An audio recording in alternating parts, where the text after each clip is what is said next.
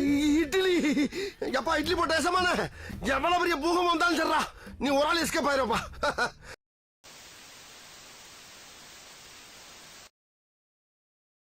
Mic செட்ல இருந்து media சோதனைங்க. ஃபர்ஸ்டே பார்த்திருக்கேன்ல. சொல்லு அத நான் சொல்லிட்டே. என்ன சொல்ல வந்தேன்னா மைக் செட்ல இருந்து ஸ்ரீராம் வீடியோ பார்க்கலான்ட்டு வந்துட்டு அப்புறம் தான் கொஞ்சம் அமைதியாயிட்டு மீடியா சோதனைகள் பார்க்கலாம். ஒரு வீடியோவில் எந்த ஒரு தனியார் தொலைக்காட்சியோ அல்லது யூடியூப் சேனலையோ குறிப்பிடவில்லை. முழுக்க அப்ப யாரையோ குறி வச்சிருக்காங்க. வணக்கம். இன்றைய முக்கிய செய்திகள். ஆட்சி அமைத்து வெறும் 3 மாதங்களில் மக்களுக்கான பல நல்ல திட்டங்களை நிறைவேற்றி மக்களிடையே மிகுந்த வரவேற்பை பெற்றுள்ளது ஆளுங்கட்சி. மேலும் பல திட்டங்கள். ரிப்போர்ட்டர் சார் சொல்லுங்க சார். நியூஸ் மாறிடுச்சு. ஆளுங்கட்சியை பத்தி தப்பா சொல்லு.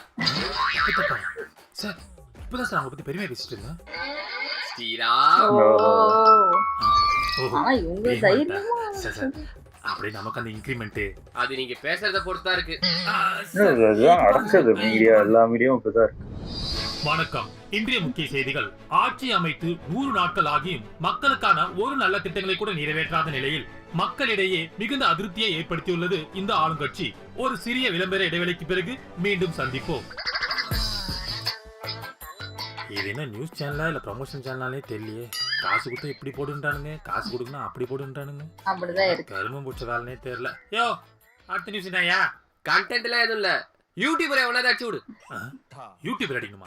நாமே யூடியூபர் அடிக்கணும். யோ நம்ம வழக்கமே இந்த பப்ஜி அதனே WLF வாசனே இப்ப கூட திரும்பி ட்ரெண்டிங் வந்துறானே. மைக் செட் ஸ்ரீராம அவன முச்சுடியா முதல்ல. மைக் செட்டியா? அவன அந்த கட்சிக்காரல ஐடி விக்ஸ் வச்சு தனித்தனியா அடிக்கறானே. நாமே எதுக்கு? ஸ்ரீராம் அடிச்சிட்டு இருக்காங்களா? நியூஸ்லாம் போட்டுட்டு இருக்காங்க. இப்ப பாருங்க. பெரிய நியூஸ் மாதிரி போட்டுட்டு இருக்காங்க. வணக்கம். இன்றைய முக்கிய செய்திகள். மைக் செட் ஸ்ரீராம் சமீபமாக வெளியிட்ட பாலிடிக்ஸ் வரவேற்பை பெற்றிருந்தாலும் பல கட்சிகளுக்கு இடையே அது அதிருப்தியை ஏற்படுத்தியுள்ளது.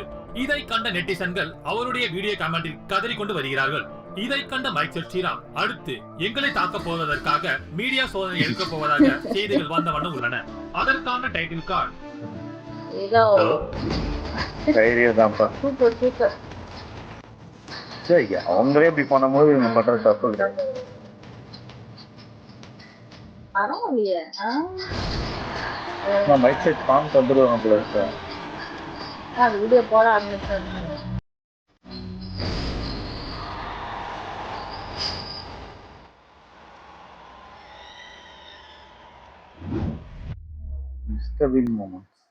ஜானி சின்ஸோட மறைவை முன்னிட்டு அவர் கடைசி அஞ்சலி செலுத்துறதுக்காக திரையுலகின் பிரபலங்கள் நிறைய பேர் வந்துட்டு இருக்காங்க. எந்தெந்த பிரபலங்கள் வராங்கன்னு தெரிஞ்சுக்கணும்னா மறக்காம நம்ம சேனலை ஃபாலோ பண்ணி சப்ஸ்கிரைப் பண்ணிக்கோங்க.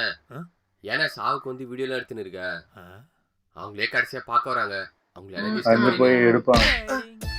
என்ன சென்டிமெண்டா பேசினிக்கிற தம்பி? போடு அடியே போடு. எல்லாம் கண்டென்ட் தான் இங்க. ஏமா ஃபர்ஸ்ட் அழுகுறன்றது முக்கியம் இல்ல. ஏமா ஃபர்ஸ்ட் வீடியோ போறான்றது முக்கியம். ஐயா போடும்போது ஏழவ வீட்டில் எக்ஸ்க்ளூசிவ் அது போடும்போது மில்லியன் வியூஸ் பிச்சிங்க. அத விட்டுட்டு சென்டிமெண்டா தான் பார்க்கறாங்க. பாரு அவனுங்க ஆல்ரெடி வீடியோ எடுக்க ஆரம்பிச்சாங்க. ஏய் மேடம் ஜான்சி இப்ப இந்த உலகத்துல இல்ல. இத பத்தி நீங்க என்ன நினைக்கிறீங்க மேடம்? அவர் இழப்பவங்க எப்படி உங்களுக்கு அறிவே இல்ல. சா வீட்டுக்கு தான வந்திருக்கேன். நிம்மதியா அவர் மூச்சு பார்க்க கூட விட மாட்டீங்களா? வெக்கமா இல்ல? சோறு தான் தின்றீங்களா நீங்களா? உங்க வீட்ல ஒண்ணு நடந்தாலும் இப்படி தான் நடந்துப்பீங்களா? ஏதாவது கண்டென்ட் ஆகணும்னு விவசாய இல்ல. என்னன்னா இப்படி திட்டுறாங்க. இப்போ என்ன பண்றது? இதெல்லாம் யூசுவல் தான்டா. ஒண்ணும் பிரச்சனை இல்ல. அவங்க டைட் வை. இப்ப ரெக்கார்ட் போடு. போட்டனா இப்ப சொல்ற வாய்ஸ் ஒரு அப்படியே இமேஜின் பண்ணி பாரு. ஜானி என்று சத்தமிட்டு எழவு வீட்டில் எமோஷனான பிரபல நடிகை ஜானிக்கும் இவருக்கும் என்ன சம்பந்தம்? என்ன சம்பந்தம்? அப்படியே இப்படி கலத்தி விட்டுறாங்க.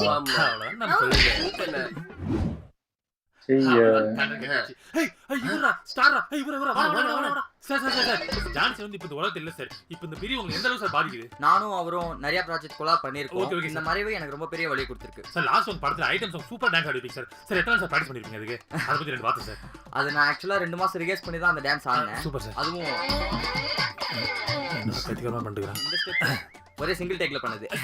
அடுத்த படம் அப்டேட் பண்ணி ஏதாவது. அடுத்த படம் வந்துட்டு நான் ஒரு பேர் டெத்துக்கு வந்திருக்கேன் சார். மீடியா எனக்கு கொஞ்சம் கூட பிரைவசி தர மாட்டீங்க போங்க. பிரைவசியா? ப்ரமோஷனுக்கு எல்லா கண்டென்ட்டையும் கொடுத்துட்டு கடைசியா பிரைவேட் சென்டர் போறான். ஆமாண்ணா.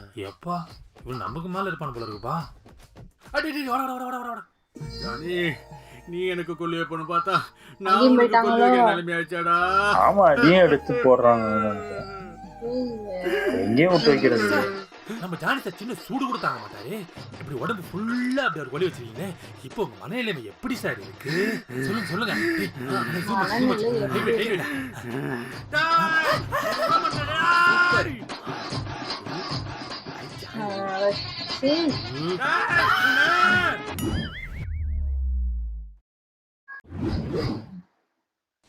கொல்லக்குறிச்சி அருகே கள்ள காதலர்கள் செய்த செயல்.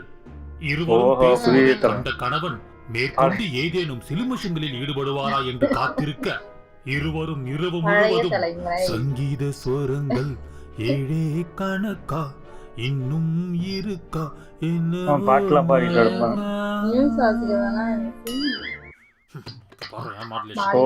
கணவன் மனைவி கலகலப்பு ஏற்பட்டதால் காய்கறி வெட்டும் கத்தியை எடுத்து தன் கணவன் வயிற்றில் என்று குத்த ஐயோ அம்மா குத்திட்டாரா என்று அலறல் சத்தம் சீரியஸா நியூஸ் காமெடி ஆக்கி வச்சிருக்காங்க.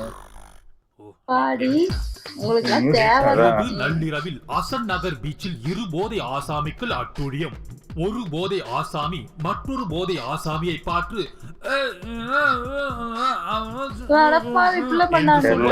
பதிலுக்கு அவரோ என்று சொல்ல வாய்ஸ் சண்டையாகவே போய் கொண்டிருக்க சன்ரைஸ் வரை சண்டை நீடித்துக் கொண்டிருந்தது. நள்ளிரவில் பிடிபட்ட திருடன் பயத்தின் உச்ச கட்டத்தில் தன்னுடைய ஆசன வாய் வழியாக வாசனை வெளியேற்றியதால் நாட்டம் தாங்க முடியாமல் காவலர்கள் தலை தெறிக்க ஓட்டம் பிடித்தனர். நேற்று இரவு கடைக்கானல் மலை பிரதேசத்தில் இளைஞர்கள் ஒன்று கூடி தீயை மூட்டி கூத்தடிக்குது காத்தோம் கூத்தடிக்குது ஊர சேர்ந்து என்று அட்டூழியம் செய்து கொண்டிருந்தனர். கல்லூரி வளாகத்திற்கு முன் காதலன் தன் காதலியை பார்த்து ஹே உன் மூஞ்சி என்னடி பார்ப்பதற்கு ஒழுங்கு காட்ட பதிலுக்கு காதலியோ உன் மூஞ்சி மட்டும் என்னடா பார்ப்பதற்கு வள் என்று பதிலுக்கு ஒழுங்கு காட்ட இருவருக்கிடையே மலர்ந்த காதல் மண்ணோடு போனது. இரண்டு கும்பலுக்கு நடுவே என்று சண்டை நடக்க மூன்றாவது உலக போருக்கான அணு ஆயுதத்தின் சத்தம் இப்படிதான் இருக்குமா? இசையமைப்பாளருக்கு போதிய கருவி இல்லாத காரணத்தால் அவர் வாயாலே டம்குட்டப்பா எந்த ஒரு இசை கருவியும் இல்லாமல் அசத்திய இளைஞர் நடுக்கடலில் மாட்டிக்கொண்டு கோடை வெயிலில் தீப்பற்றி எரிந்த குடிசை காப்பாற்ற போன இளைஞருக்கோ காப்பாத்துங்க ஆரம்பிச்சிருவாங்க. ஓவர் ரொம்ப பயங்கரமா போடுவாங்க. ஆனா ஒண்ணுமே இருக்காது. நடிகர் முன் மர்ம நபர் செய்த செயல் ஒரு அளவு இருக்கு. சீரியஸா அப்படி போட்டு சாவடிக்கிறாங்க. ரசிகருக்கு செல்ஃபி எடுத்த கியூட் மொமெண்ட். செல்ஃபி எடுத்துக்காடா இவ்வளவு பில்டப் கொடுக்குறீங்க? நியாயம் வேணாமாடா? பிரபல நடிகர் செய்த செயல். அவரே செல்ஃபி எடுத்து போட்டுட்டாரா? அவர் கையால அவரே ஷூ போட்டுக்கிட்டாரா? அப்புறம் வேற யார் கையால போட்டு? அவர் ஷூ அவர் தான்டா போடுவாரு. வேற யாரா போடுவா? அவரே அவர் வாயால சாப்பிட்டுக்கிட்டாரா? ஐயோ டேய் அவர் சாப்பாடு அவர் தான்டா சாப்பிடுவாரு. வேற யாரா சாப்பிடுவா? இந்த பைத்தியக்கார தரமா ரீல்ஸ் போடுறீங்க. தன் ரசிகர்களை பார்த்து தன் சொந்த கையை தூக்கி இவரோட செயலுக்கு ஒரு லைக் போடலாமே ஃப்ரெண்ட்ஸ். பிரபல நடிகர் அவர் கால்ல அவரே ஜாக்கிங் பண்ணாராம். பிரஷ் எடுத்து அவர் வாய அவரே விளக்குனாராம். சொந்தமா அவர் மூக்காலே அவரே மூச்சு அவருக்கு அரிச்சதுன்னு அவர் அக்குல அவரே சொரிஞ்சுக்கிட்டாராம். தினமும் காலையில அவர் காலை கடனை அவரே போய்ப்பாராம். அப்புறம் யாரும் போய் விடுவாங்க. செயலுக்கு அவரே ஜாக்கெட் பண்ணாராம். தியேட்டர் வெள்ளிக்கிழமைனா போதும் தியேட்டருக்கு போய் ரிவ்யூ எடுத்தோன்னு அனுப்பிச்சு விட்ருவானுங்க. இதெல்லாம் ஒரு பழப்பு. ஆமா போடுவாங்க. கொடுத்தா நல்லா இருக்கும். அதுக்குன்னு ஒரு டைமிங் போட்டு போடுவாங்க. கேமரா சார் சார் படம் எப்படி சார் இருந்துச்சு? சார் படம் கேவலமா இருக்கு சார். குப்பை மாதிரி எடுத்து வச்சிருக்காங்க சார் படத்தை. எந்த படத்துல ஐட்டம் சாங்ல ஹீரோ ஆடுவானா, இந்த படத்துல ஆடுறான். கன்றாவியா இருக்கு சார். 5 நிமிஷம் உள்ள உட்காந்து பார்க்க முடியல சார். குப்பை குப்பை குப்பை மாதிரி எடுத்து வச்சிருக்கானுங்க சார். சூப்பரா ரிவ்யூ சொல்றானே. இது படம் நல்ல ரிவ்யூ சொல்ற நமக்கு. இது 120 ரூபா கொடுத்து பாக்குறேன் சார். தண்டை சார். நீங்களா பாக்காதீங்க சார். போங்க படத்தை. படத்தை பாத்தியா கம்முனு போயினே இருங்க. புரியுதா? தேவலத்தான் பேசிக்காதீங்க. மக்களே படத்தை நல்லா பாருங்க, குடும்பத்தோட பாருங்க. நல்லா சூப்பரா இருக்க படம். தயவு செஞ்சு இந்த படத்தை பாக்காதீங்க. வேஸ்ட். 5 நிமிஷம் உள்ள உட்காந்து பார்க்க முடியல. பெரிய கண்டென்ட் நினைச்சா இவங்க அடிச்சிட்டு பெரிய கண்டென்ட் கொடுப்பான் போல இருக்கே. 120 ரூபா காசு கொடுத்து நான் பாக்குறேன். வேஸ்ட். சும்மா இருயா உனக்கு அவ்வளவுதான். ப்ரோ அடிச்சுக்கறாங்க ப்ரோ. போய் தடுங்க போங்க. தோல் பூசி. ஆமா ஏதோ மகடமா கற்பழிப்பு. சால் போடுறது ஏதோ அடிச்சிட்டு இருந்தாங்க. மட்டும் பண்ணணும். தட்டி கேக்க வள வச்சு. அதான் வேடிக்கை இது மாதிரி தான். ஐயோ ஐயோ ஐயோ ஐயோ. தள்ளி போயிட்டாங்களா? ஒரு வழியா காப்பாத்த போயிட்டான். காப்பாத்த போனா அங்க பாரியா. சார் அதுல சார் நீங்க ரெண்டு பேரும் இப்படி பிரேம் குள்ள சண்டை நாங்க கேப்சர் பண்ற கரெக்ட்டா இருக்கும். சார் நவ ஸ்டார்ட். நீ சொல்றத கேக்குமா? போய் நீ லவ் ஒரு ஆளுங்க கேக்குமா? நீ சொல்றத கேக்குமா? நீ லவ் ஒரு ஆளுங்க கேக்குமா? யோ ஒரு ஆளுங்க அடிடா. அட நிறுத்துங்கப்பா. ஏய் இவன்டா வெள்ளிக்கிழமை தமிழ் சினிமா படம் வருதோ இல்லையோ கண்டென்ட் கொடுக்க கரெக்டா வந்துரும். எனக்கு படம் பிடிக்கலனா அத விட்டுட்டு முழு படத்தையும் பார்த்துட்டு ஏன் எங்க வயித்துல அடிக்கிறீங்க? ஏய் படம் நல்லா இல்லன்னு சொல்லுவாங்க. மாண்புமிகு ஜிஎம் சார் நீங்க இத பார்க்கணும். இத பார்த்து தக்க நடவடிக்கை எடுக்கணும். இவன் சம்பந்தம் இல்லாம ஏதாவது ஒரு போஸ்ட் எடுத்து வந்து ஏதாவது ஒரு கான்ட்ரோவர்சி கிரியேட் பண்றான். நீங்க நினைக்கலாம் யாரா இவன் ஜோக்கர் மாதிரி பேசிட்டு இருக்கானே. ஆமா நான் ஜோக்கர் தான். உண்மையிலேயே நான் ஜோக்கர் தான். நான் மட்டும் ஜோக்கர் இல்ல. இவனுக்கு 2 பேரும் அடிச்சுப்பானுங்க.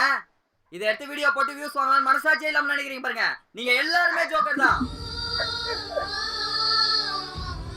யோ நீ காசு வாங்கிட்டு வந்து பேசுறியா?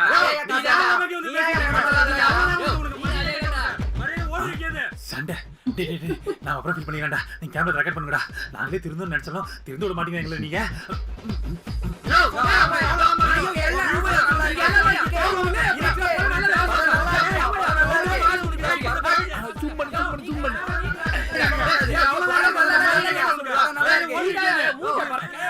இதே மாதிரி நிறைய சண்டை வீடியோ பார்க்கணும்னு நினைச்சீங்கன்னா மறக்காம நம்ம சேனலை சப்ஸ்கிரைப் பண்ணிக்கோங்க. அப்படியே ஃபாலோ பண்ணிக்கோங்க.